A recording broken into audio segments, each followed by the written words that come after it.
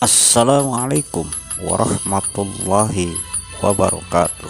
Sahabat-sahabat pro santri dimanapun berada, semoga di hari ini kita semua ada dalam keadaan sehat walafiat.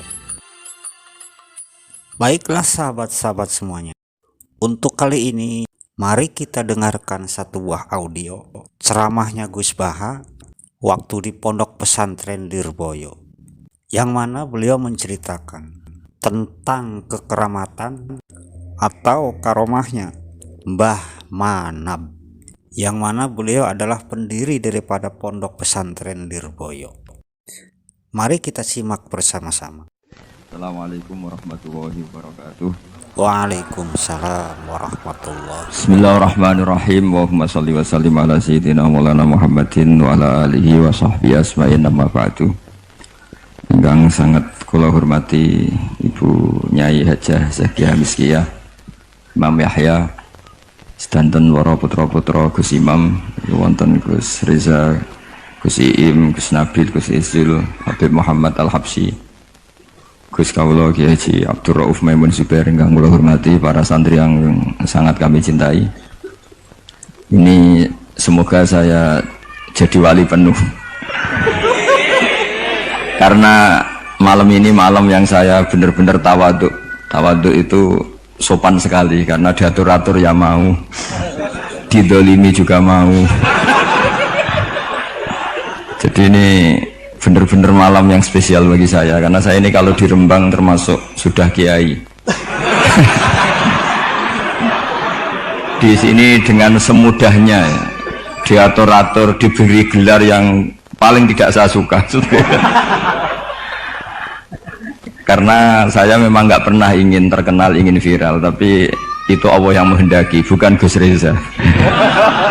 Jadi kalau protes saya ya protes sama Allah Subhanahu wa taala kira-kira.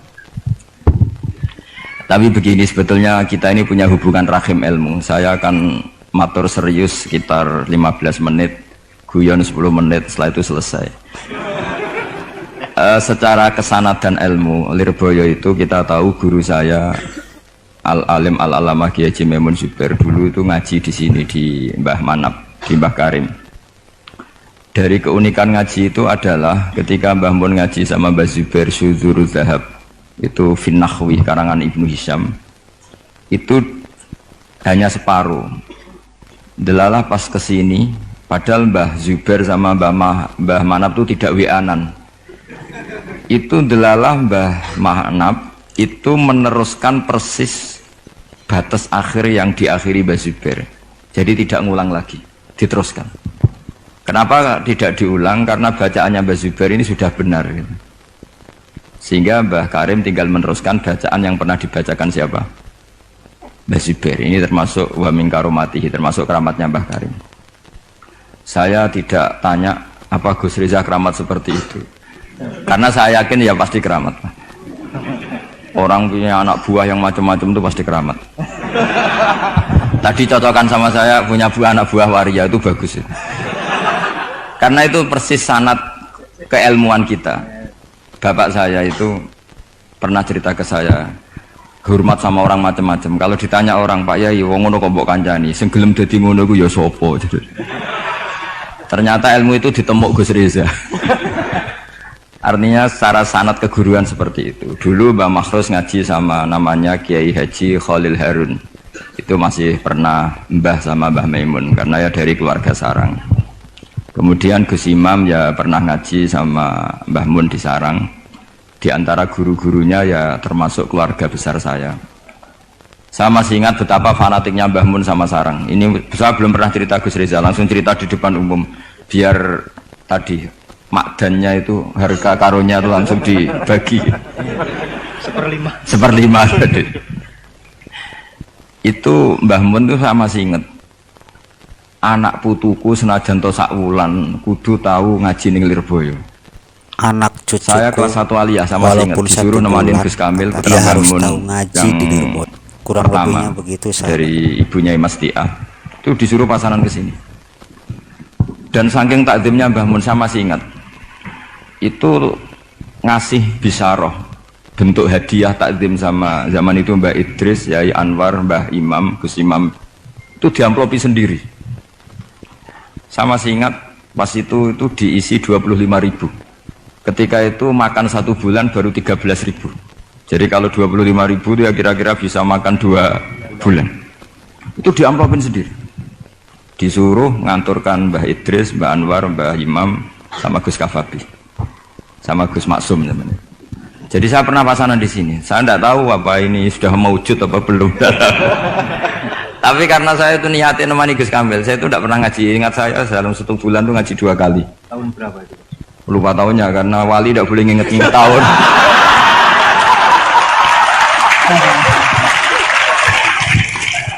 Nah, pokoknya kelas 1 wali ya. Nah pas itu Gus Imam tuh baca kalau nggak salah Jurumiyah kalau habis subuh. Nah kita ini santri sarang yang seringnya habis subuh itu tidur. Jadi dalam 1 bulan hanya ngaji 2 kali. Tak pikir hanya saya, ternyata Gus Kamil juga sama. Pas itu ngaji itu bab tamyiz, saya masih ingat bab tamyiz. Saya sudah termasuk pinter Gus, sudah pinter, sudah pinter. Karena saya sudah lihat. Tapi saya tetap ngaji karena ingin dapat barokahnya Gus Imam pasangan. Karena memang disuruh Mbah Mun. Anak putuku senajan 1 bulan harus pernah ngaji si Lirboyo. Bulan berikutnya, bulan Ramadan berikutnya Gus Ghafur. Yang saya paling mengenang dari ngajinya Gus Imam bilang gini pas bab tamyiz. Pokoknya tamyiz itu gampang. Mestinya kan al-ismu, al-mansubu, terus al-mufassiru apa? Imam Bahama minal dawat ya. Ini mau sialah kok malu. Dawat apa ya? Dawat ya sudah itu benar. Yakin sekali. Karena masih Jurumiyah. Nanti kalau sudah Khudori mungkin ngeper tuh.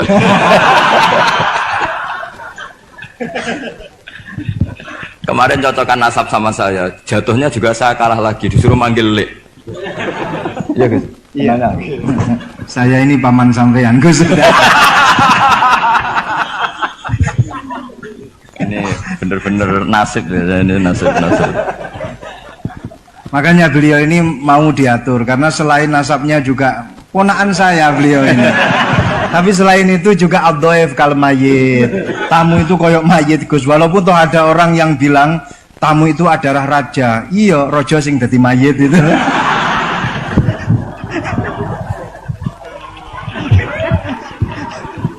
Kok ada Gus seperti ini tuh saya juga.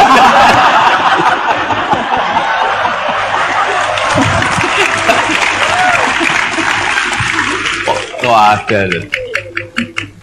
Saya masih ingat Gus Imam tuh lucu sekali. Cuma lucunya lebih benar ketimbang putranya, urusan ilmu. Urusan ilmu. Itu kalau baca tamyiz, tamyiz itu gampang. Beliau nggak pakai takrif atau definisi yang ada di Jurumiyah. Aku agar muni apa nih? Ya berarti tamyiz. Setelah itu saya pulang ke kamar. Kamar saya di baratnya dalamnya Gus Kafabi. Kan ada kamar madhep timur. Utaranya musola persis. Dulu ada kamar menghadap timur. Saya di situ. Tiap malam tuh nyewa sepeda ontel, kalau nggak salah harganya 25 rupiah atau berapa? 25 terus ke Doho. Nyetel radio. Jadi kalau malam tuh nyetel radio di Doho. Ya sudah kegiatannya gitu. Tapi saya ya Islami sering ngaji di Bakarim. Mungkin sering saya di Bangku Sri apa situ loh ya, ngaji di Bakarim. Akhirnya dalam 1 bulan itu saya pasanan. Pas tanggal 21 pulang karena Gus Kamil itu putrane Mbah Mun, semua kiai sini nyangoni Gus Kamil. Yang lucu dari itu begini, Gus Kamil tanya, mau gak muni gua abah ya boten, ya wis dinekno ae. Hanya tadi beliau gak bilang untuk abah tuh boten, ya berarti sungguh jajan ae gitu. Karena yang dari Mbah Mun ke kita itu jelas ini untuk ini itu. Sehingga kita tidak berani pakai. Saman komanan Gus. Tadi humus tadi apa seperlima tadi. Gak sulus ya? Enggak, ini cerita ilmu. Enggak berapa tadi? Sulus. Biar jenengan tahu bahwa sanad saya dengan Gus Reza ini zuriatam ba'duha min ba'd. Apalagi sekarang Gus Iim ini tadi cerita-cerita ke saya dapat generasi keempat dari Kiai Mahfud. Jadi istrinya Gus Iim binti Kharir bin Muhammad bin Mahfud. Pak Mahfud itu tokoh yang sangat-sangat diidolakan oleh Mbah Maimun Zubair. Karena ketika ada Alfiatus Sirohnya Imam Suyuti itu tidak ada yang bisa mensarai sampai datang seorang termas. Kalau beliau mungkin tidak bilang orang termas, mbahnya istri saya gitu. Karena kalau termas beliau nggak keren, itu mbahnya istri saya. Jadi kalau nggak ngandalkan diri sendiri, yang ngandalkan istrinya. Nah, itu nggak masalah, seperti itu juga masalah. Allah itu baik. Keramat gandul karo bojone. Iya, keramat gandul. Keramat gandul karo bojone. Muga-muga keramatnya tetep aja sampai cuman gandul tok.